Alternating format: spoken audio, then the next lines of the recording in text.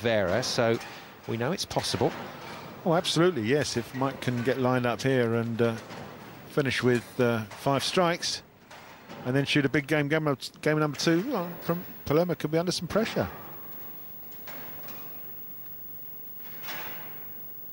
Some fascinating matches. The Matchroom draw brings players together from around the world.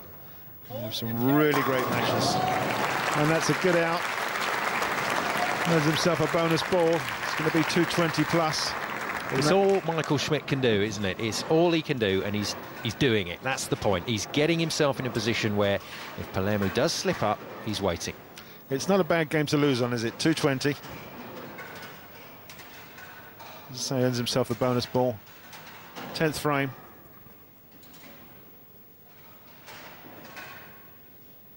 It's all confidence boosting now for him. Just needs to get himself lined up for game number 2. Yeah, that's a good out. Well done, Michael Schmidt. Under the severest of pressure, it wasn't going right for him, but he's fished around, he's found his line, he's had a bit of luck as well. And he's managed to compile himself a 227 score in the first game. That's nice. Schmitty back in business.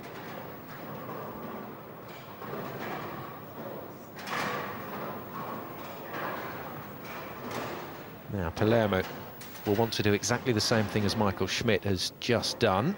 If he can do that, then 279 will be his first game score, and a big lead. There he goes again. Well, yeah, it's aggregate pins over 2 games, and, you know, a 50-pin lead is better than a 20-pin lead, isn't it? Osku just ripping the rack again. He's taken a few paces to the left on the approach there, opened his shoulders up to try and open the lane up, searching for a little bit more reaction. We saw early on how wide he could go and still make the pocket. Fantastic snapping in the back end. So much rotation on the ball. He's still completely ice cool. He's going to re-rack as well. I think the temptation for the younger players when you're in this sort of form is to want to get straight back to that delivery line, but you've got to keep your rhythm, you've got to keep the pacing just right. And just 24 years of age, Palermo here playing like a veteran. Yeah, it's an important ball. It's, a strike here is going to make 260 plus. Well, the Moose crowd have gone haywire again. Osku's just going to change ball for the last shot. Just to see what he actually gets with that. Playing safe. Quite professional move. This for 279. Took it just a touch wider. And it's not the 279 that he could have got, but 276 is still a brilliant first game from Osku Palerma. And that has put him in pole position in this match. And the Finn earns himself a big lead. Michael Schmidt of Canada has got some tremendous work to do in the second game. Schmidt has dominated Canadian bowling, but is yet to achieve his goal of becoming a pro and joining the PBA Tour. These two powerhouses of bowling are sure to delight the crowd in the second game. As we rejoin the action, it's Palerma ahead, 276 to 227. It's the World Cup winner from 2006 against the man who won the title the year before. So over to our commentary team of Cass Edwards, Simon Golding and special guest Jason Belmonte. Second game about to get underway. Osku Palermo, the two-hander from Finland to bowl. And talking of two-handers, I'm delighted to welcome Jason Belmonte, the 2007 World 10-Pin Masters winner, into the commentary booth. How are you, Jason? Yeah, mate, I'm all right. How are you going? Yeah, good. Good to see you. And, well, we've asked you into the commentary booth specifically to talk about this young man. Yeah, there's a couple of things that Osku and I have in common. Probably the most obvious is we bowl the same. That two-handed style, it's still pretty unique in the world, isn't it?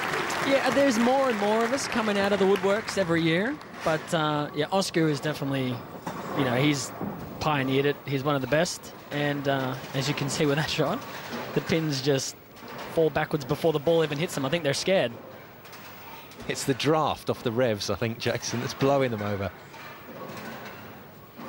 Now, Palermo looks as cool as you like, and Michael Schmidt, Jason, just having a few problems out there. Tell me about it. I know exactly how he's feeling.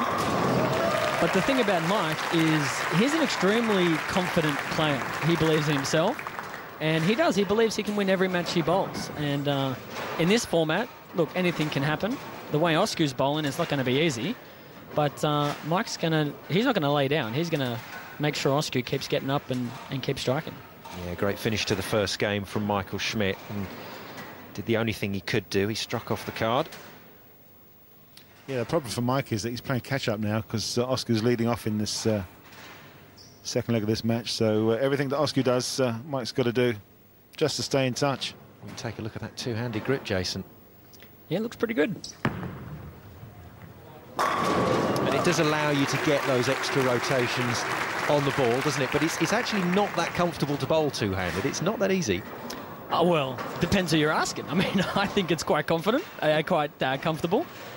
If you ever see me bowl one-handed, it's not pretty, and there's a reason why I do bowl two-handed. But I mean, Osku and I, we've been doing it since we're basically could walk. So it's kind of like anything. I mean, you know, I'm sure Tiger Woods' golf swing is extremely hard to copy, and that's probably because he's been doing it forever as well. And you guys did it because the ball was just so heavy when you were small that it was just the only way you could get the ball down the lane. Exactly. Unfortunately, Mike there went a little high, left the 4-pin. I don't know really what we can say. I mean, it was a good shot. Just checked a little earlier. I'm sure he was hoping for another 4-pin trip like he had the last game. Yeah, Jason, I think he just moved a few balls left on the approach there just to try and open the lane up a bit. But as I say, left the 4-pin standing. And oh, by the way, Jason Belmonte, Bowling World Writers Bowler of the Year. Congratulations. Yeah. Congratulations, Jason. Well, it's nice to get that recognition. You've certainly put the miles in around the world. You're a face in all the big bowling areas on the globe now. And you enjoy yourself at the World Temping Masters, but didn't quite go your way this year. No, I had to play against a guy who's never been here before. He had nothing to lose. Plus, it was his birthday. I mean, every time I think about it, I really had no chance to win.